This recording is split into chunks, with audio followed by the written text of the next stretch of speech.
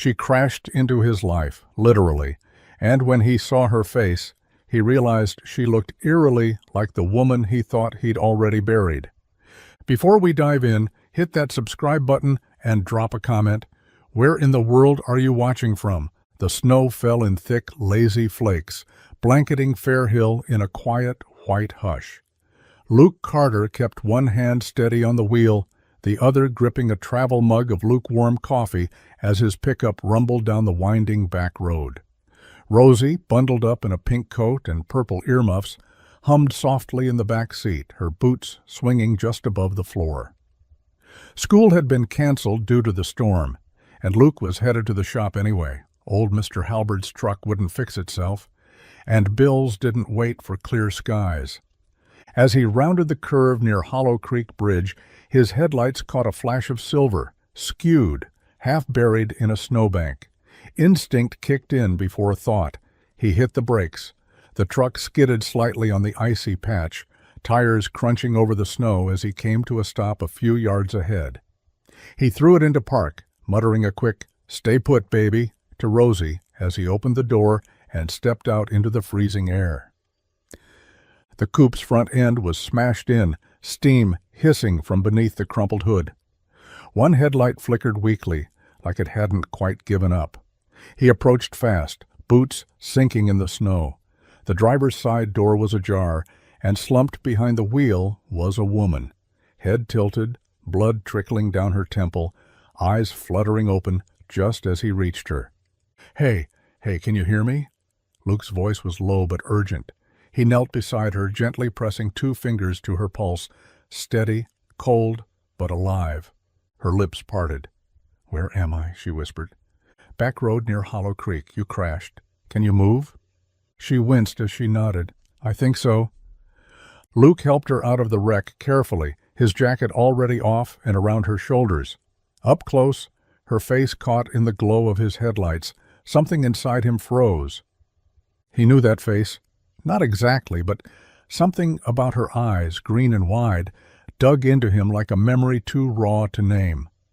From the truck, Rosie called out, "Daddy, is she okay?" Luke swallowed hard, eyes still locked on the woman's. "I hope so," he said. But something in him already knew. This moment wasn't the end of anything. It was the beginning. Luke sat on the edge of the hospital chair, his elbows resting on his knees, fingers laced tight like they were holding something back. The sterile scent of antiseptic clung to the air, mixing uneasily with the hum of machines and the quiet beeping that marked time in heartbeats. Through the narrow window, the snowfall hadn't let up. The town outside was frozen, but in here, everything felt like it was on fire. His chest, his thoughts, his past. He'd called in a favor to get her seen quickly. The ER nurse had asked him if he was family. He didn't know how to answer, not yet. The woman lay on the hospital bed, still unconscious, her head wrapped with a bandage where the gash had bled down into her collar. Her cheeks were pale against the harsh white of the pillow, but it wasn't the injury that had Luke frozen in place. It was her face. It wasn't exact, nothing ever was, but the shape of her mouth, the angle of her jaw, the faint arch in her brow. It was Clara. Not a twin, not a perfect copy, but close enough that his hands had started trembling the moment he got her out of the car. Now, in the calm of this room, without snow and panic clouding his mind, the resemblance became almost unbearable. He hadn't seen Clara's face in nearly 4 years, but it never left him.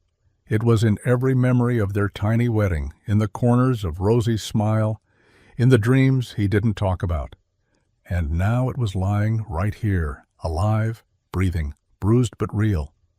Luke rubbed a hand over his jaw, trying to shake the chill crawling down his back. He didn't believe in ghosts, but this was something else. The woman stirred. Her lips moved faintly. A whisper carried more in breath than sound. "Clara?" He leaned forward, heart racing. She blinked slowly, her eyes a vivid green beneath heavy lids. "No," she murmured. "I'm Ivy." Luke sat back, the name ringing through him like a bell dropped in still water. Clara's sister. The one no one had seen in decades. the one Clara never spoke of again. The heater in the pickup struggled against the cold, spitting out bursts of lukewarm air as Rosie huddled beneath her puffy coat, knees drawn to her chest. She pressed her mittened hands against the window, fogging the glass with each breath. Outside, her father stood beside the woman from the wreck, his tall frame crouched low, jacket draped around her like a blanket.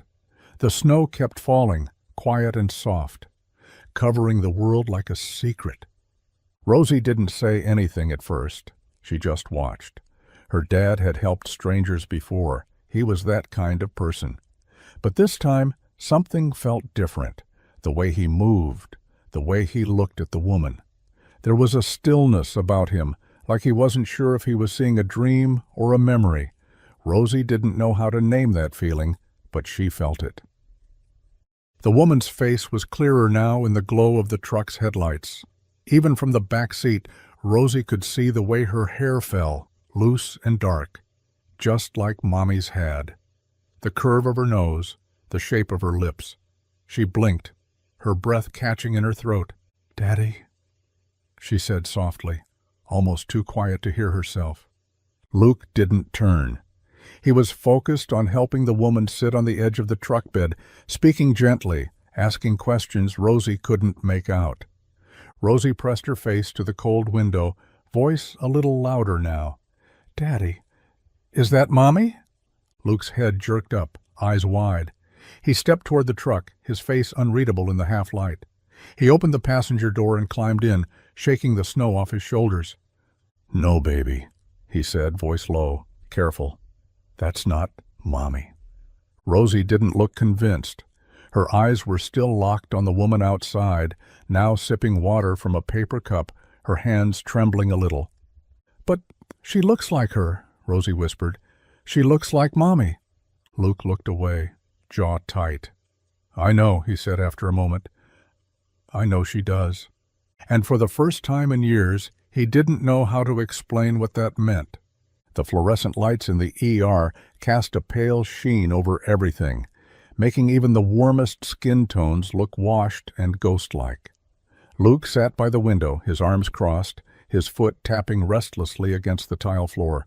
Nurses came and went, voices hushed, but every time someone opened the door to her room, his eyes snapped up, waiting, hoping for clarity, for answers, for something that would make this surreal day make sense.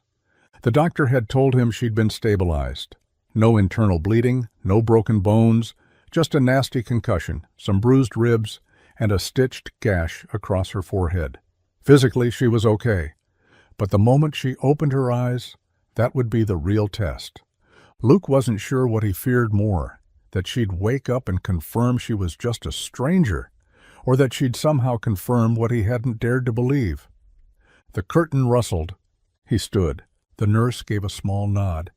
"She's coming around." Luke stepped into the room slowly, cautiously, as if the air itself might shatter if he moved too fast. The woman stirred beneath the hospital blanket, her brow furrowing slightly, then relaxing again as her lips parted on a slow breath. Her eyelids fluttered. One hand moved, faint and trembling, searching the space beside her like someone reaching in the dark. Luke moved closer, the soft shuffle of his boots the only sound. Then, barely louder than a whisper, the woman's voice broke the silence. "Ivy." The name hung in the air like a fragile thread, delicate and final. Her eyes remained closed, her face tight with some distant pain, but that one word, one syllable, landed hard in Luke's chest. He said nothing. He didn't need to. Ivy. A name from another lifetime, a name Clara had only spoken once, in a moment of sadness she never fully explained. A name buried in journals, scribbled in the corners of old photographs, folded into the cracks of a life that ended too soon. Luke stepped back, his heart thudding. This woman wasn't a ghost. She was real, and she was Clara's sister. The house was quiet when Luke returned home, the kind of stillness that felt heavier than silence. Rosie had fallen asleep in the truck, her cheek pressed against the seatbelt strap, so he'd carried her inside, tucked her under the knitted quilt on the couch, and made sure the fire in the wood stove didn't go out. Outside, the snow hadn't slowed. Inside, his mind wouldn't stop racing.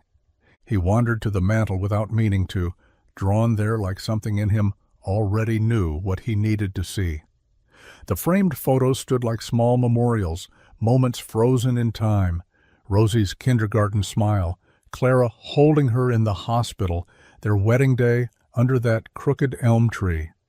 His eyes scanned each one until he found it, the one Clara never talked about but refused to throw away.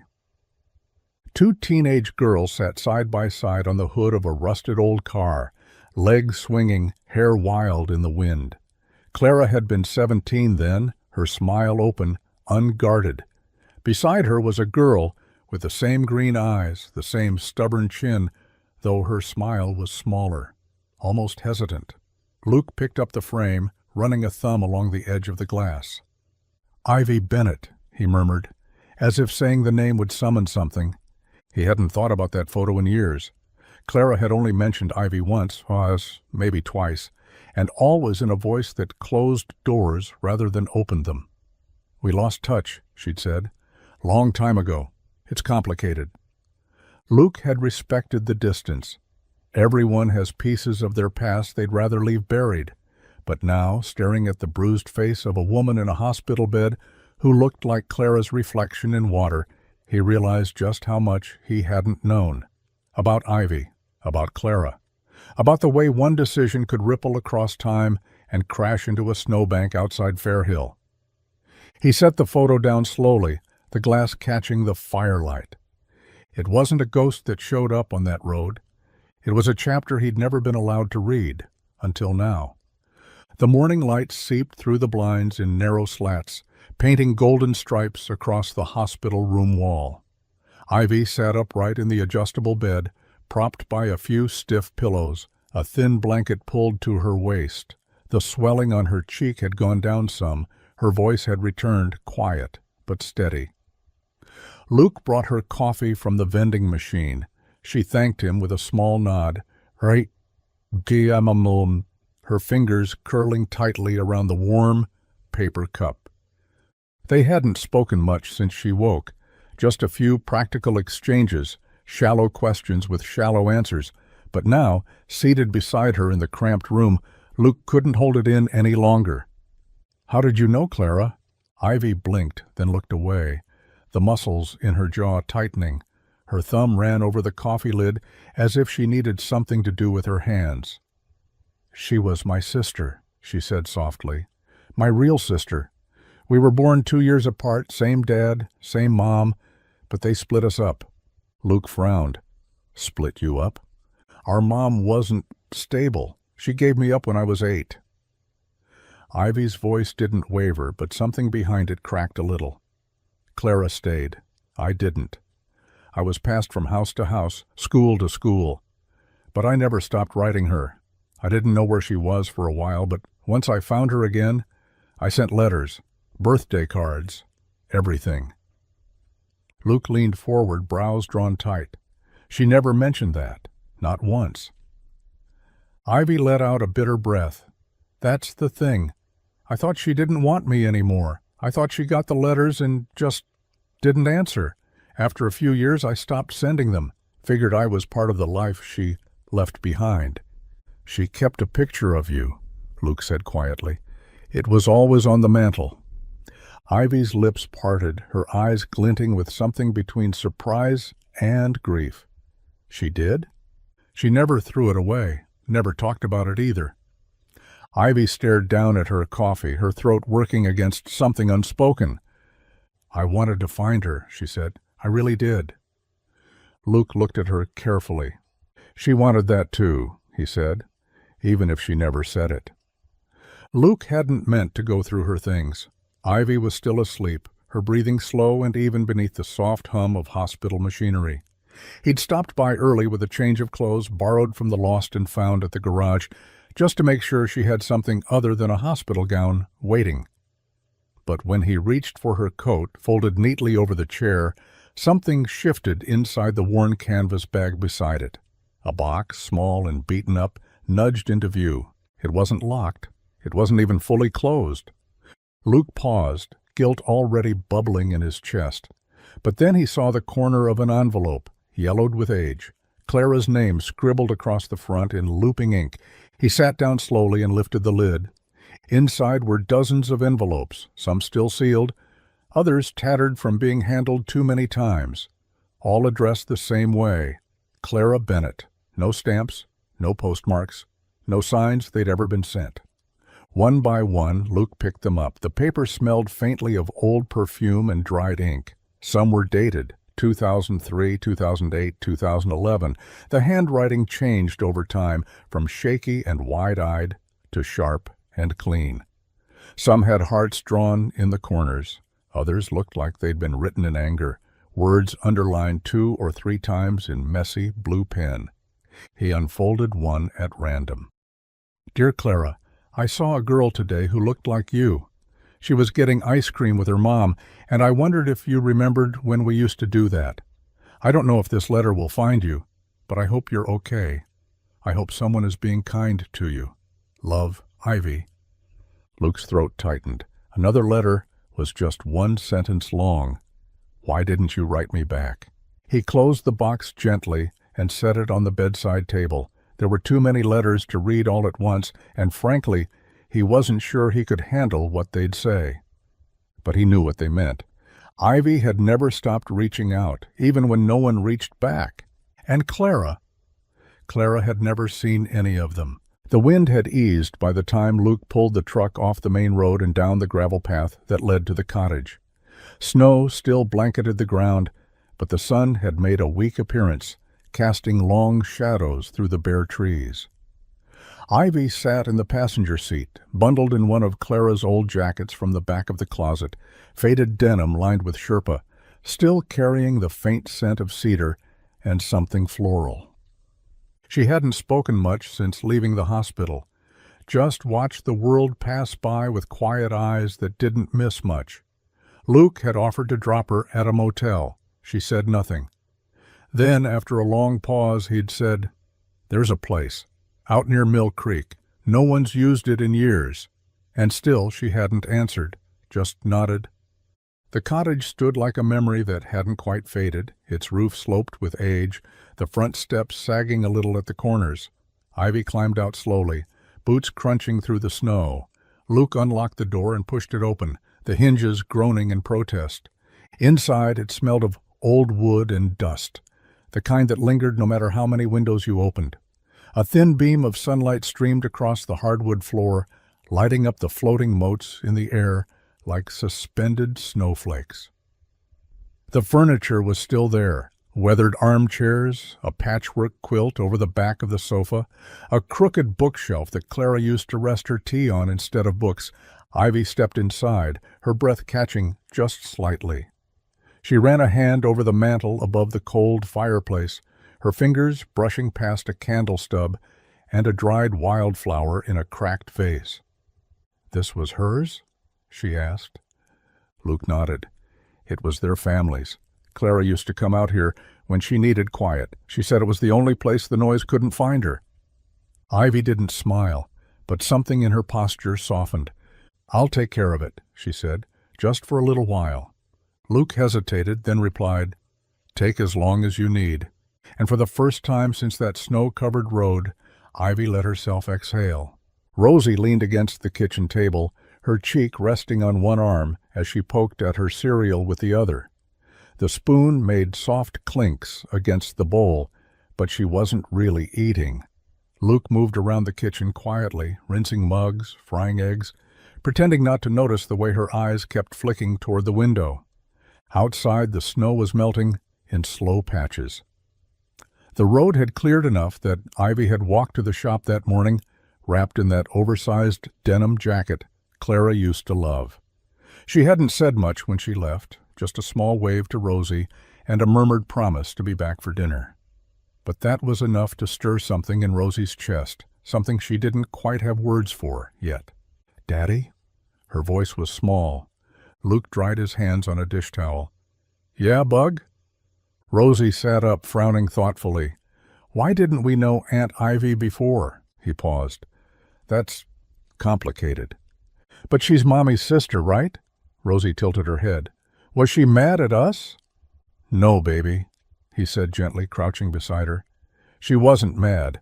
Grown-ups sometimes get lost from each other, and it can take a long time to find your way back. Rosie was quiet, chewing on her lip the way she did when something didn't feel fair. Is she staying forever? Luke exhaled slowly. I don't know. That's up to her. Rosie frowned deeper, clearly unsatisfied. Then, after a long pause, she looked down at her spoon. Do you think she could sing the lullaby Mom used to? The one with the stars and the boat? Luke's chest tightened. That song hadn't been heard in this house in years.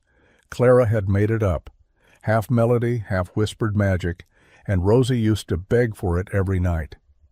I don't know if she knows it, he said quietly, but maybe we could teach her. Rosie's eyes lit up just a little. Okay. Luke smoothed her hair back gently. She's not replacing Mom, you know, but maybe she's someone new we can love. Rosie nodded, more serious than 6 should ever have to be. I think Mom would like that, she said. The night settled in slow and quiet, the kind of hush that only small towns know. A single porch light flickered above the cottage door, casting soft shadows across the snow-dusted steps. Ivy sat on the porch swing, wrapped in a thick quilt, her knees drawn to her chest, the old chains creaking gently beneath her. The stars hung heavy overhead, sharp, bright, and too honest. Luke had stayed late at the garage, closing up after a long day. When he pulled up to the cottage, he spotted her silhouette through the windshield, motionless in the dark, like she was trying not to exist. He climbed the steps without a word and sat beside her, leaving a sliver of space between them. The swing shifted slightly under the added weight, but Ivy didn't look over. I couldn't sleep, she said quietly. Luke nodded.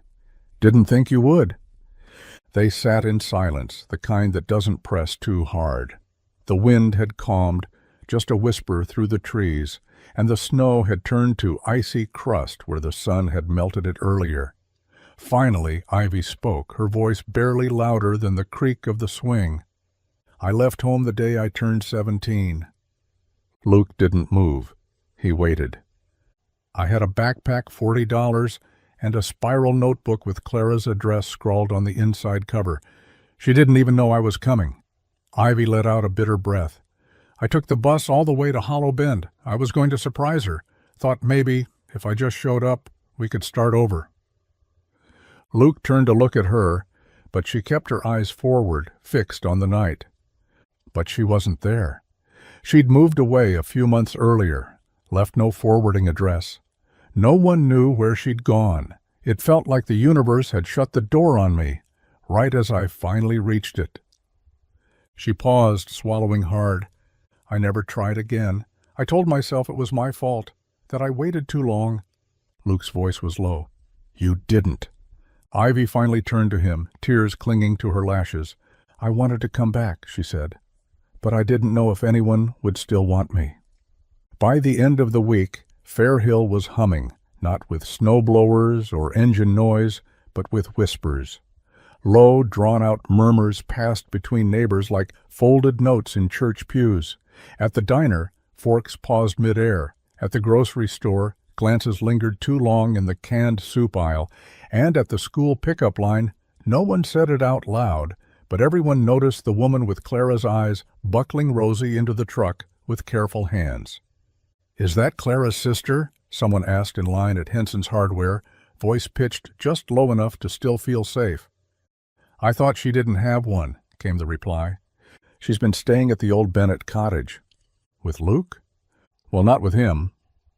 The town didn't mean to gossip, not exactly, but Fairhill was small, and small towns kept memories like heirlooms, handled gently but never thrown away. Clara Carter had been one of their own. Everyone remembered her smile, the way she organized the fall fair like it was a royal parade, the way she carried Rosie on her hip like she was made of sunlight. Her death had shaken something deep. And now, years later, a woman shows up from nowhere, same eyes, same cheekbones, same lilt in her voice, and starts walking around like she belongs. Clara's ghost, they whispered, at the bean shack, where Ivy had picked up coffee twice in 1 week. It's uncanny. Luke's got a type, someone muttered at the barber shop, more bitter than amused. He's grieving, still is, the older crowd defended. You don't tell a man how to carry that kind of loss. But curiosity always walks faster than compassion. People started watching Luke more closely. When he filled gas at the station, when he laughed with Rosie on the sidewalk, when he stood in line behind Ivy at the bakery, and didn't say a word. No one confronted him, not yet.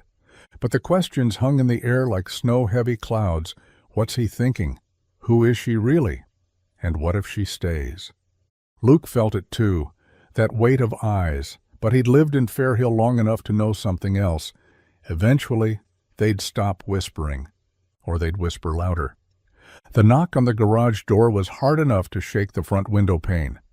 Luke looked up from under the hood of a rusted Dodge, wiping his hands on a shop rag as he stepped toward the front.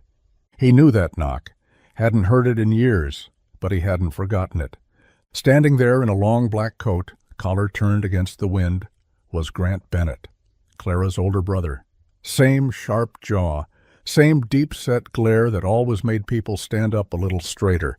He'd come straight from the city by the look of it. Shiny shoes, dusted with slush, gloves tucked neatly under one arm, a scowl he hadn't earned yet pressed tight across his face. "Grant," Luke said, keeping his voice even, "didn't expect you." Grant didn't waste time.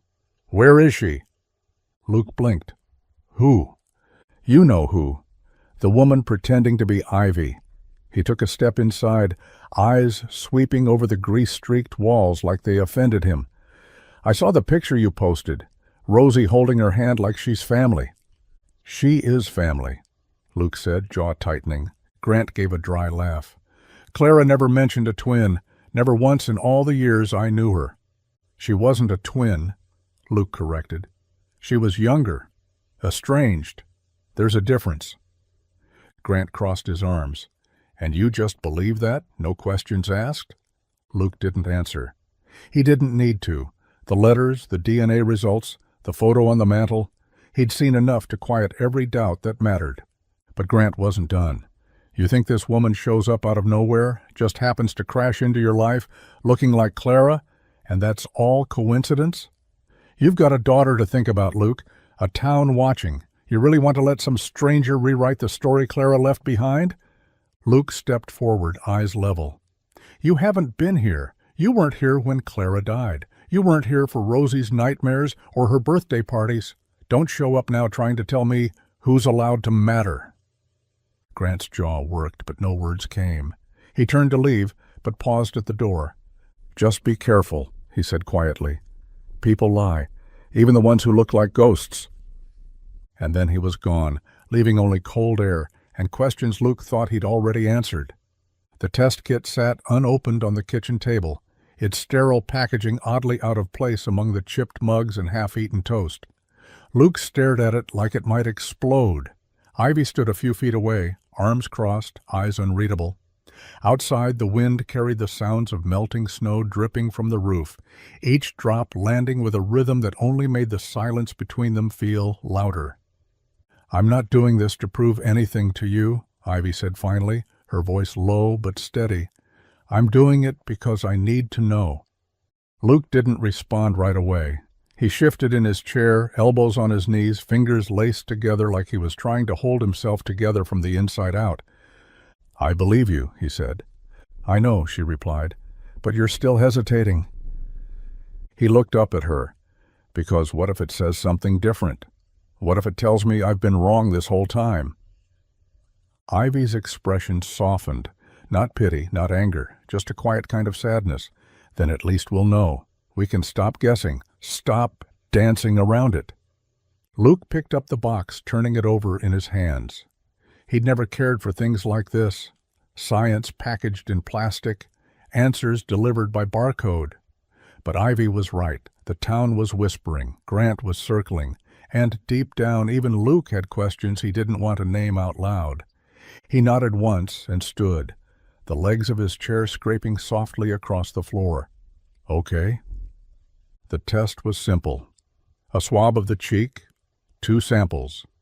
One from Ivy, one from Clara's old hairbrush, still in the drawer after all these years, still holding a few long strands like time had left them there on purpose. When he dropped the envelope in the mailbox that afternoon, Luke didn't feel relief. He felt like he'd just let go of something sacred, fragile, and impossibly heavy. Back at the cottage, Ivy waited on the porch. When she saw him, she didn't ask if it was done. She just whispered, "Thank you," and turned back toward the fading sun. The results came in a plain white envelope, no bigger than a birthday card. Luke held it in one hand, thumb pressed against the flap, the other gripping the railing of the cottage porch like it might steady him. Ivy stood just inside the door, her breath fogging the glass, eyes locked on the envelope like it might breathe fire or vanish into smoke. He didn't open it right away. For days the town had buzzed louder. Grant's visit had poured gasoline on gossip, and suddenly the whole of Fairhill seemed to believe it had the right to know who Ivy really was. Some people had been kind, cautiously friendly. Others had kept their distance, too polite to accuse her out loud, but sharp enough with their silence. Now the answer was inside a single sheet of paper. Luke finally peeled it open and unfolded the document. His eyes scanned the lines, heart pounding, like it was trying to outrun the truth. And there it was, simple, clinical, absolute. Biological relationship, full sibling match. He exhaled, a breath that felt like it had been waiting years to be released. Ivy stepped onto the porch, watching him carefully. "You're her sister," he said softly, holding out the page. Ivy took it, her hands shaking just slightly. She read the words 3 times before she spoke. "So I'm not crazy." "No," Luke said. "You're home." The next day, word spread like wildfire. It always did. Fairhill didn't have much in the way of secrets, and someone at the post office knew someone at the clinic who had a cousin who overheard Luke say, "Confirmed." That was all it took. Suddenly, people who had avoided eye contact were offering hesitant smiles. A few stopped Ivy on the sidewalk, hands in their pockets, apologies tangled in their throats. "I'm sorry," they'd say. "We just didn't know." Ivy never got angry. She just nodded, accepting the weight of every regret with the same grace she carried since day one. And for the first time since Clara's funeral, Fairhill began to remember how to open its arms again. The fire crackled low in the hearth, casting amber shadows across the cottage walls. Ivy sat curled in the old armchair near the window, a faded quilt draped across her knees. On her lap sat a worn shoebox she hadn't touched since she arrived. Until now. Luke was in the kitchen washing dishes, Rosie already asleep upstairs. The house felt quiet, not the kind of quiet that came with loneliness, but the kind that waited for something to be said.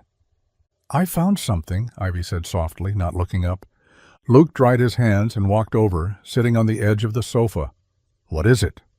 She opened the box slowly, lifting out a stack of brittle envelopes tied with a frayed blue ribbon. The paper was thin, some corners yellowed and curling. She handed him one. The return address was scribbled in a looping script. A women's home, a facility miles from where she and Clara had grown up. The letter inside was dated months before Ivy was born. "She gave me up before anyone even knew I existed," Ivy said, her voice thin. "Not just gave me up, hid me. Clara didn't know. My father didn't know.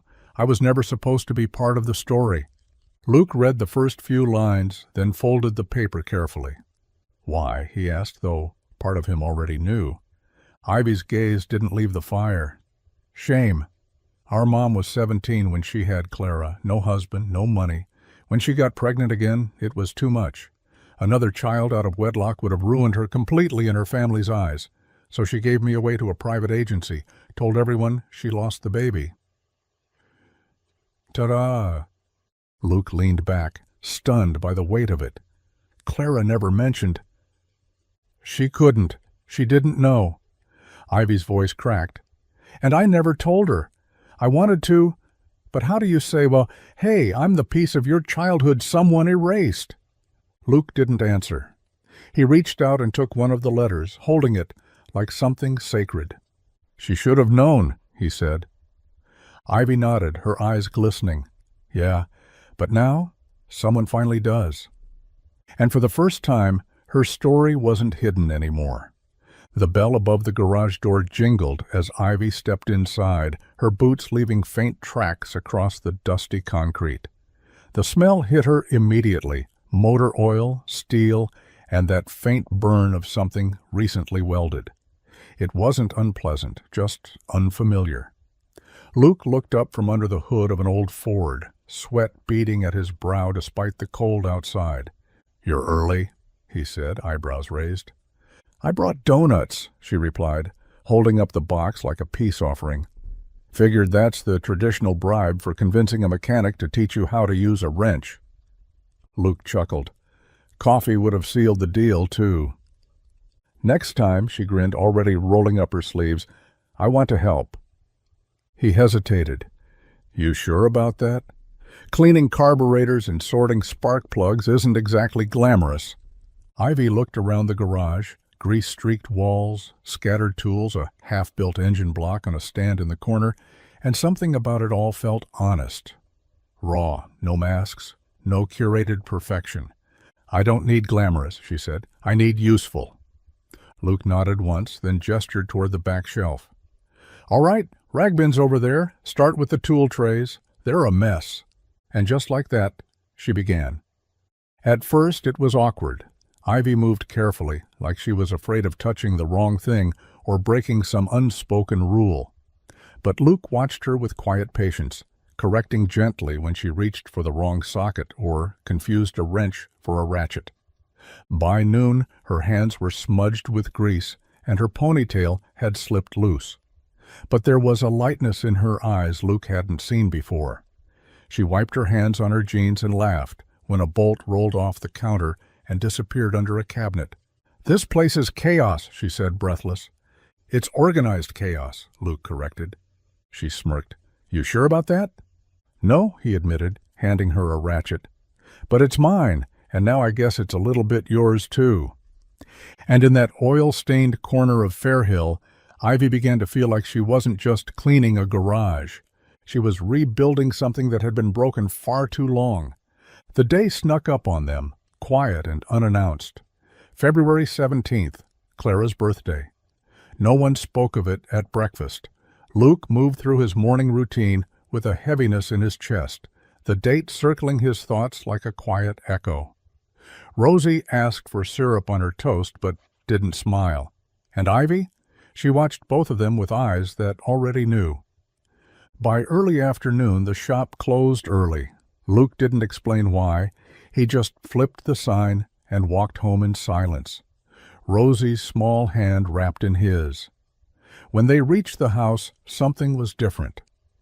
The dining room table had been cleared, not just cleaned, cleared. No receipts, no tools, no Rosie's scattered crayons. Just a white linen cloth, a small vase of dried lavender in the center, and 3 plates set quietly in a triangle. Ivy was in the kitchen, pulling something from the oven, her sleeves rolled high and hair tied back. She didn't look up when Luke walked in, just said softly, "She liked apple pie, right? With cinnamon and a bit of lemon?" Luke paused in the doorway. "Yeah, that's exactly how she made it." Rosie peeked in. "What's going on?" Ivy turned and smiled gently. "We're remembering her today, not with tears, just with dinner and pie." That night they didn't dress up. They didn't light sparklers or sing songs, but the candles flickered as the snow fell quietly outside and a warmth settled over the room that hadn't been there in years. They shared Clara stories, Luke talking about how she used to sing to the radio off-key on long drives, Rosie recalling the time she let her wear her wedding veil while vacuuming. Ivy listened more than she spoke. When the pie was served, no one said a word. They just ate, slow and careful, as if each bite carried a memory.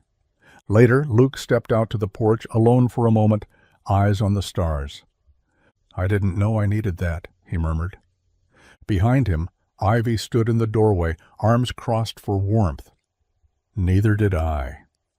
It wasn't a birthday celebration. It was a quiet promise she would never be forgotten. The night was soft and still, the kind that wrapped itself around the house like a thick quilt.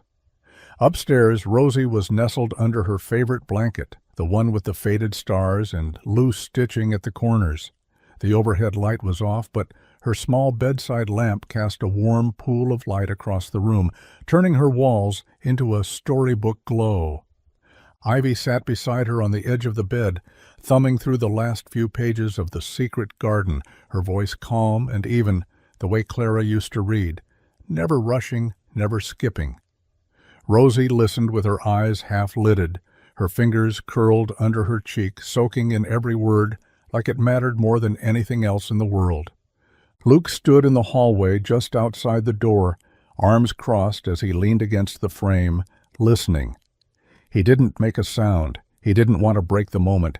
As Ivy closed the book and set it gently on the nightstand, Rosie blinked slowly and whispered, "Can we read the next one tomorrow?" Ivy smiled. "Of course." There was a long pause. Rosie reached out and tugged gently at the sleeve of Ivy's sweater. "Thanks, Aunt Ivy." The words landed so softly, Ivy almost missed them. But Luke didn't. His chest tightened as he watched from the doorway, waiting for the correction that never came. Ivy froze for just a breath, her eyes flickering with something unreadable, surprise, warmth, maybe even a hint of grief. But then she leaned down, brushed a strand of hair from Rosie's forehead and whispered, "You're welcome, sweetheart." Rosie turned over, sleep tugging her away. Ivy stood slowly, catching Luke's eyes as she stepped into the hallway. He didn't say a word, just nodded once. "Did Clara ever talk about me when Rosie was born?" she asked quietly. Luke looked down the hallway toward the room still lit with golden lamplight. "She always said Rosie would be lucky if she had someone who reminded her how strong girls could be." He paused, then added, "I think you just became that someone." And Ivy didn't try to stop the tears this time. It was late afternoon when Luke finally opened the trunk at the foot of his bed. He hadn't touched it in years, not since Clara died. The wood creaked as he lifted the lid, releasing the scent of old paper and lavender sachets, long faded. Inside were remnants of a life half-lived. Clara's scarves, her favorite worn hoodie, photo albums thick with Polaroids, and tucked near the bottom, her journals. He hadn't meant to go digging, but Ivy's presence had stirred things up in more ways than one. A part of him needed to know what Clara had left behind, not just for him, but for her sister. He took the journals to the kitchen table and leafed through them, one by one. Most of it was familiar: grocery lists in the margins, baby updates after Rosie was born, musings about garden plans, fears about the future. But in the third notebook, nestled between a recipe for peach cobbler and a sketch of the porch layout she never got to finish, was a folded page. Torn on one edge, handwriting sharper than usual. He unfolded it carefully. "Dear Ivy, I don't know if this will ever reach you. I don't even know where you are, but I've been thinking about you a lot. I don't know why Mom did what she did. I don't understand how we were made to grow up like strangers, but I've started asking questions. I've started digging. Luke doesn't know, not yet. I haven't told him how much I miss someone I never got to really know. I wonder if you're okay, if you're loved, if you ever think of me too. I don't know how to start a letter like this. Maybe I just did. Clara." Luke sat there for a long time, staring at her handwriting, letting her voice fill the quiet room. The letter wasn't finished. No envelope, no date. Just a start, one she never got to complete. He pressed the page flat, tears stinging the corners of his eyes. Later that night, he handed the letter to Ivy without a word. She read it once, then again, then folded it slowly as if it were made of something sacred. "She was looking for me," she whispered. Luke nodded. She never stopped. The call came on a Thursday just after lunch. Ivy was wiping her hands on a towel at the garage, having just managed her first successful oil change without Luke needing to step in. Her phone buzzed in her back pocket, and she almost didn't answer until she saw the name. Marla Redford. A name from a past life, from a world of sharp suits, polished meetings, and never-ending deadlines.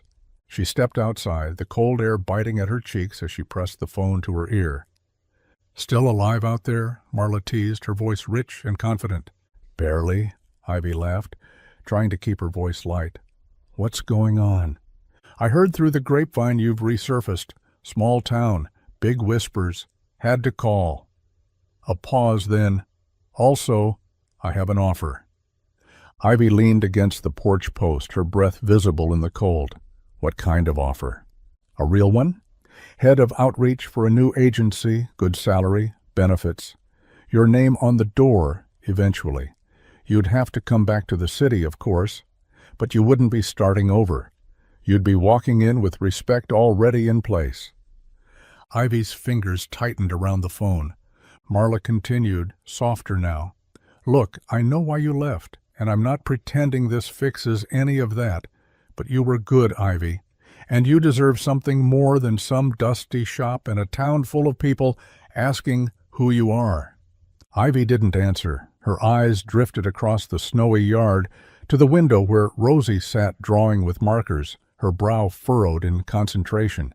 Inside, Luke laughed at something, the sound faint through the glass, but unmistakably warm. "I'll send you the details," Marla added. "Just think about it." They hung up. That evening, Ivy didn't mention the call. She smiled through dinner, helped Rosie rinse dishes, even laughed when Luke teased her about still confusing a torque wrench with a tire iron. But when the house went quiet, she stood in the hallway with the offer pulled up on her phone, glowing like a door she wasn't sure she wanted to open again. She could disappear, this time on purpose. The garage was quiet, the kind of late-night hush that made every sound sharper. Ivy stood by the workbench, wiping her hands with a rag more out of habit than need.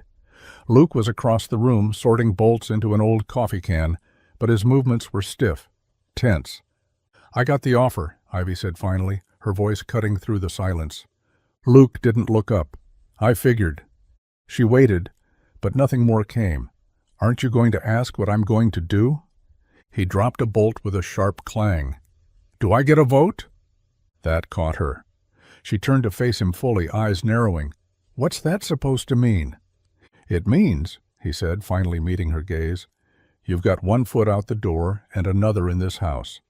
You help Rosie with homework, you clean up at the shop, you plan birthday dinners like you've always belonged here, but now you get one phone call and you're already gone."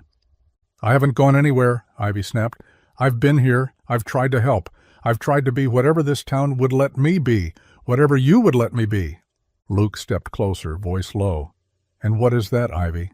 Clara's sister? Her shadow? The woman who's trying to rewrite a past that doesn't belong to her?" The words hit harder than either of them expected. Ivy's jaw clenched. "You think I'm replacing her?"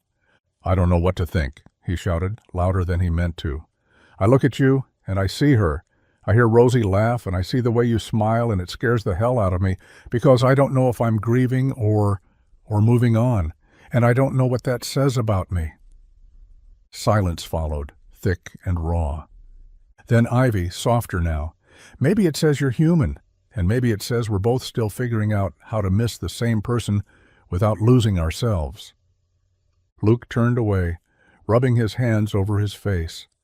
"I don't want to lose her memory," he murmured. Ivy nodded. "Neither do I." But between memory and healing, something had to give. The fever came fast. One minute, Rosie was coloring on the living room floor, laughing at Ivy's terrible knock-knock jokes. The next, she was curled up on the couch, flushed and shivering, her forehead burning beneath Ivy's hand. Luke rushed in from the garage the moment he heard Ivy call. She didn't yell, just his name, once, with a tone that sliced through the walls. He was at Rosie's side in seconds, pressing a cool cloth to her head, his pulse thudding in his ears. "She said her tummy hurt," Ivy whispered, kneeling beside them. Then she got quiet. Luke looked at her, saw the fear behind her calm. It matched his own. They moved together without words, Luke gathering medicine, Ivy drawing a lukewarm bath to cool Rosie down. She held the child's hand while Luke read the thermometer. When Rosie started to cry, it was Ivy who rocked her gently, whispering lullabies half remembered from childhood. Midnight came, then 2. Luke drifted in and out on the couch, boots still on, jacket across his chest, but Ivy never left Rosie's room. She sat by the bed, wiping her brow, reading softly from Clara's old fairy tale book. When Rosie finally dozed off, cheeks less red, breaths deeper, Ivy stayed right where she was, just watching, just protecting. Luke stood in the doorway and watched her too. Not just as Clara's sister, not as the woman who crashed into their lives and stirred up all the buried things, but as someone who belonged. He saw the way Ivy brushed Rosie's hair back from her face, the way her eyes flickered to the window at every gust of wind, the way her own fear didn't stop her from being steady. Something shifted in Luke then, quiet and powerful, because for the first time since Clara's death, he saw it. Someone sitting in that chair beside Rosie, not out of obligation or accident, but love. And it wasn't a replacement. It was something new, something whole. Snow tapped gently against the windows, falling in a lazy hush that softened the whole world outside. The garage had closed early, the roads too slick for business. Inside the cottage, a small fire crackled in the hearth and the air smelled faintly of cinnamon, left over from the tea Ivy had brewed when Luke showed up, soaked and cold, claiming his truck wouldn't start. They sat at the kitchen table, facing each other with mugs in hand, the silence between them comfortable now, earned. Rosie had fallen asleep early after a day spent building pillow forts and sipping ginger ale. Ivy had tucked her in with practiced ease, like it was second nature. Luke glanced at her over the rim of his mug. "Thanks for staying last night. I don't think she would have let me leave the room if it wasn't for you." Ivy gave a quiet smile. She needed someone who wasn't afraid, and I needed to feel like I could be that person. "You were," he said softly. The words lingered in the air, heavy but kind. Ivy looked down at her coffee, the firelight catching the curve of her cheek. "I didn't mean to stay this long," she admitted. "Didn't plan to get this involved." Luke leaned back in his chair, eyes steady on her. "Would it have been easier if you hadn't?" "Maybe," she said, "but easier doesn't always mean better." Something passed between them then, unspoken but undeniable. Not a fix, not a filling of empty space, just two people quietly realizing the ground beneath them had changed. Luke stood slowly and crossed to her side of the table, hesitating only a second. Ivy looked up, her breath catching ever so slightly, and then, carefully, he leaned in and kissed her. It wasn't urgent or desperate, it was gentle, real. A pause in time where grief and memory and hope all collided and softened into something that didn't need words. When they parted, Ivy didn't move away. She just whispered, "That shouldn't have happened." Luke's hand stayed at her cheek. "No," he said, "but I'm glad it did." The next morning was quiet, but not the kind of comforting quiet they'd been building. This one had sharp edges, like walking through a room that used to feel like home, but suddenly didn't know where to put its furniture. Luke was up early, already gone to the shop before Ivy came downstairs. No note, just an empty coffee pot and a silence that echoed louder than any slammed door. She stood in the kitchen, fingers resting on the edge of the sink, staring out the window at the snow-covered yard. Rosie's boots were still by the door, the memory of last night, warm firelight, shared laughter, the kiss, played in her head like a loop she couldn't turn off. It had been real, she knew that, but now it felt like something had cracked beneath it. At the garage, Luke buried himself in work. Didn't take a lunch break. Didn't answer when Jack from the feed store made a joke about him glowing like a teenager. He just tightened bolts and avoided mirrors, because the truth was, he didn't know what he'd done. He'd kissed Clara's sister, and it hadn't felt wrong. That was the problem. Later that afternoon, Ivy showed up at the garage, her coat zipped to her chin, hands deep in her pockets. She didn't step inside, just waited by the door until Luke noticed. He wiped his hands and came out slowly, eyes wary. "We should talk," she said. He nodded. "Yeah." They stood by the side of the building, the cold biting through their clothes, but neither of them noticing. "I didn't plan that," Ivy said, her voice low. "And I don't regret it, but it feels like betrayal," Luke finished. She nodded. To her, to the memory of her. Luke looked down at the snow between their boots. "I keep wondering what she'd think, what she'd say." "Me too." They didn't say more than that, didn't need to. The ache was mutual, and as Ivy turned to go, Luke didn't stop her, because neither of them knew if what they were feeling was love or just a desperate way of holding on.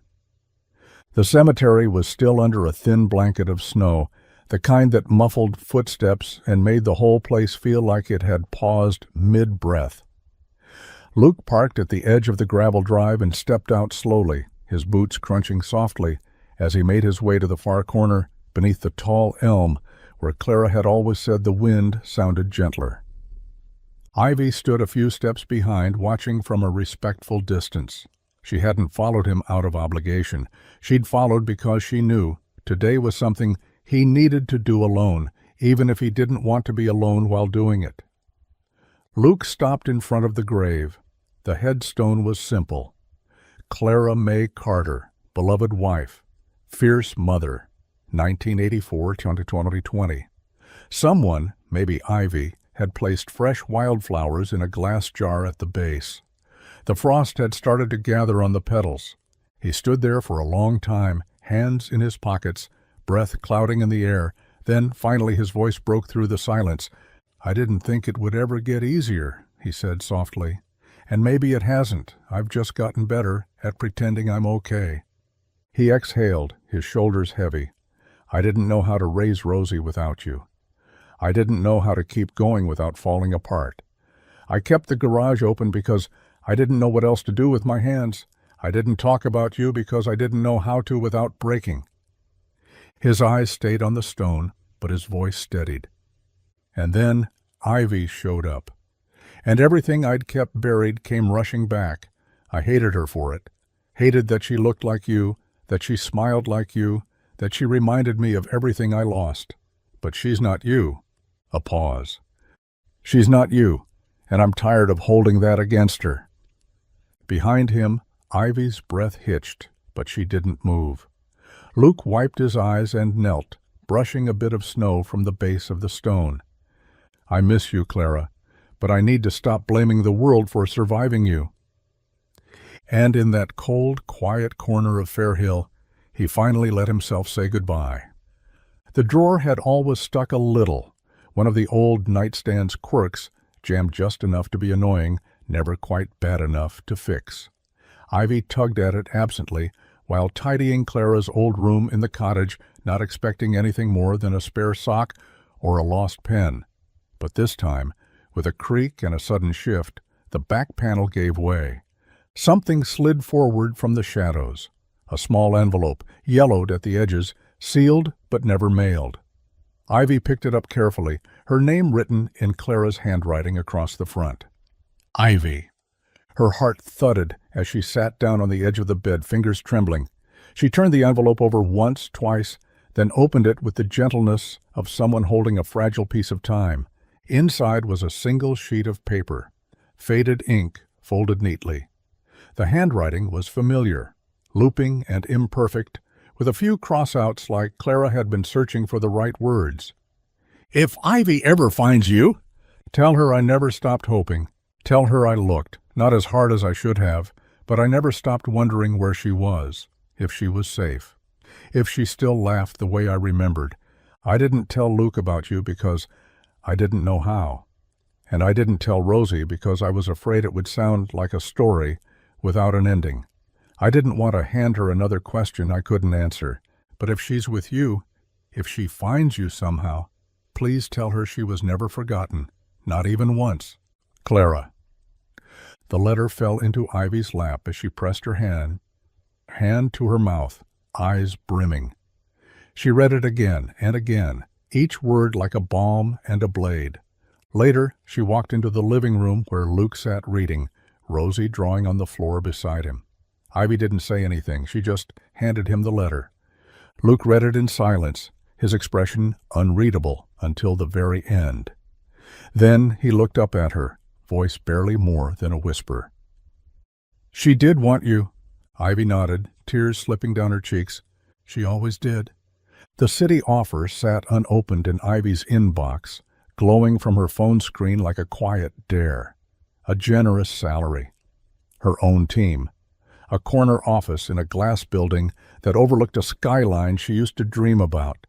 The kind of offer people didn't get twice. She stared at it from the porch swing as the late afternoon sun stretched shadows across the yard. Luke was inside fixing dinner.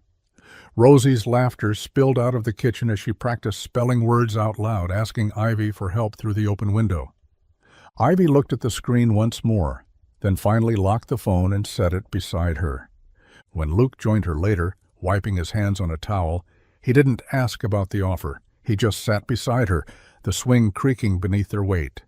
The air between them was warm, familiar. "I got the final paperwork today," she said quietly. He nodded. "I figured. They want an answer by tomorrow." Still, he said nothing. "I'm not going," she said, her voice soft but clear.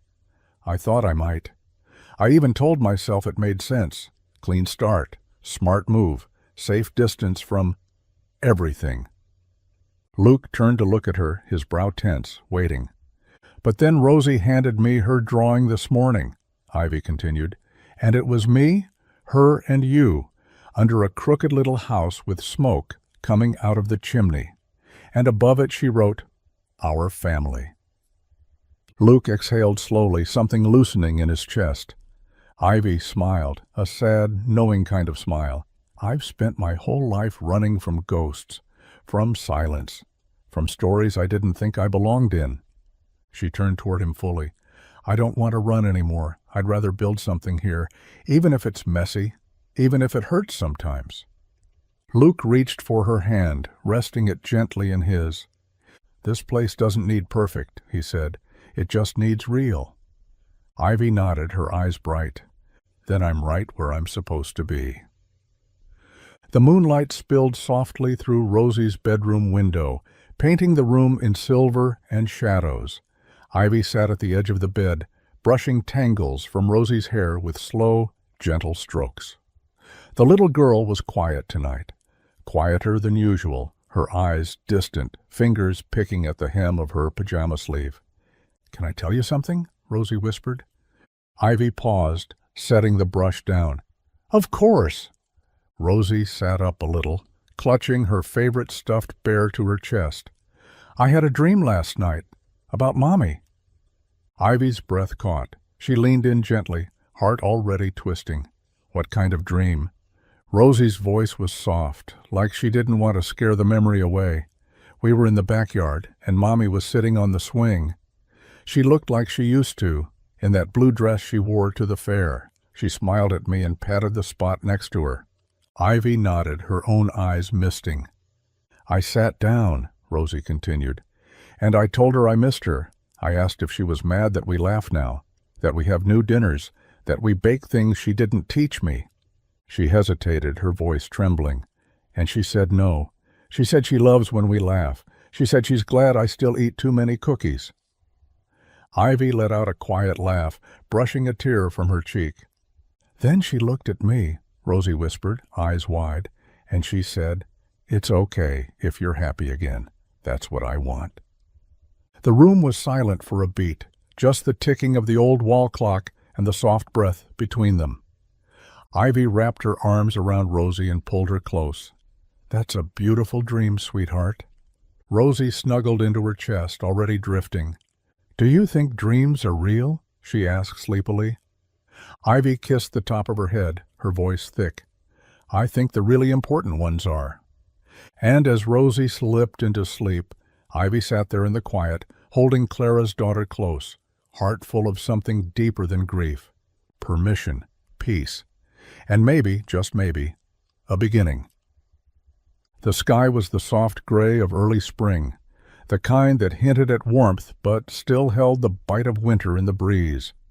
Luke stood at the edge of the yard, hands in his pockets, watching Rosie race up and down the gravel driveway with chalk-streaked hands and a grin too wide to contain. Ivy sat on the porch steps, laughing, a smudge of pink across her cheek where Rosie had tagged her mid-drawing. It was nothing special. No grand moment, no dramatic music, just an afternoon. But something in Luke shifted. For months, he'd moved through life like someone walking underwater, everything muffled, everything heavy. Clara's memory had been like a weight around his ankle, something sacred he couldn't release without feeling like he was betraying her. And when Ivy came crashing back into his world, it had stirred everything up. All the guilt, the grief, the impossible ache of wanting something again. But standing there now, watching Ivy wipe her hands on her jeans and call out a joke to Rosie, Luke didn't see Clara's shadow. He didn't see a ghost or a stand-in or a question he still couldn't answer. He saw her. Ivy, the woman who showed up in a snowstorm, half broken and wholehearted. The woman who stayed through the stares, the whispers, the doubt. Who didn't try to fill Clara's shoes, only made room for her own. She hadn't tried to fix him. She just stayed. Luke walked back to the porch, steps quiet, hands still tucked deep in his coat pockets. Ivy looked up as he approached, brushing hair from her face, a hint of a question in her eyes. "You okay?" she asked. He nodded, then crouched beside her, knees bent, eyes steady on hers. "I keep thinking I'm going to wake up and realize none of this was real," he said. "That this, us, is just something I made up because I missed her so much." Ivy held his gaze. "And now?" He smiled, small and certain. "Now I think I finally stopped running." He took her hand, and for the first time he wasn't looking backward. The sun dipped low behind the trees, casting long golden streaks across the porch where Ivy sat curled in a sweater 2 sizes too big, one of Luke's old flannel ones she'd stolen weeks ago and never given back. Her bare feet were tucked beneath her, and in her hands was a simple white mug, one Rosie had painted at school, slightly crooked, rim-chipped, but still usable. She tilted it, sipping slowly, then paused.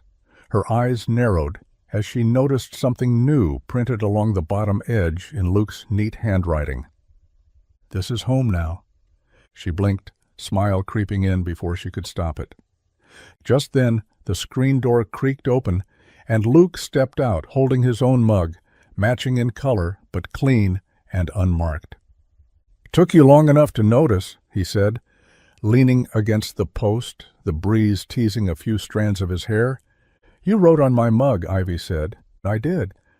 "No speech, no candlelight, no question with a question mark?" Luke chuckled. "I figured we've already answered all the hard ones." Ivy turned the mug in her hands again, tracing the letters with her thumb. It wasn't fancy, it wasn't a proposal. But it was something better, steady, real, rooted. She looked up at him, warmth in her chest that had nothing to do with the tea. "I'll drink to that," she whispered. Luke walked over, sat beside her, their shoulders brushing. No rings exchanged, no big declarations. Just 2 people, worn by the world, quietly agreeing to stop wandering. Rosie's giggles floated through the window behind them as she sorted puzzle pieces at the kitchen table. Inside was still messy. Life would still be complicated. But this was simple. They raised their mugs together in quiet ceremony. No vows, no promises carved in stone, just 2 words spoken with more meaning than most could carry. Home now? The sign went up on a crisp Saturday morning, the kind of morning where the air smelled like sawdust and something new beginning.